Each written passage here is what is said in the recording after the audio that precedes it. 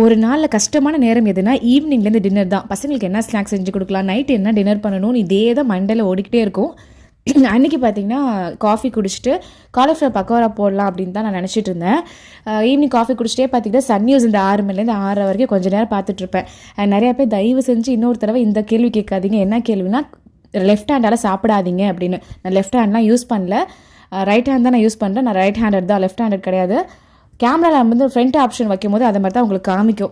So இது சிறுப்புலதனமாக இருக்குது, எனக்கு திரும்ப திரும்ப சொல்கிறதுக்கே கமெண்ட் பண்ணி என்னால் மாற முடியல. அதனால தான் நான் சொல்லிட்டேன். என் பசங்களுக்கு மற்ற எந்த பஜ்ஜும் பிடிக்காது, காலிஃப்ளவர் போட்டால் மட்டும் தான் பிடிக்கும். அதுவும் பஜ்ஜி மாதிரிலாம் ஃபுல்லாக இந்த மாவோடு போட்டால் பிடிக்காது. நல்லா கிறிஸ்பியாக பக்கோரா மாதிரி போட்டால் ரொம்பவே பிடிக்கும். நம்ம அயன் கடையில் நல்லா ஒட்டாமல் சூப்பராக கிறிஸ்பியாக வந்துச்சு.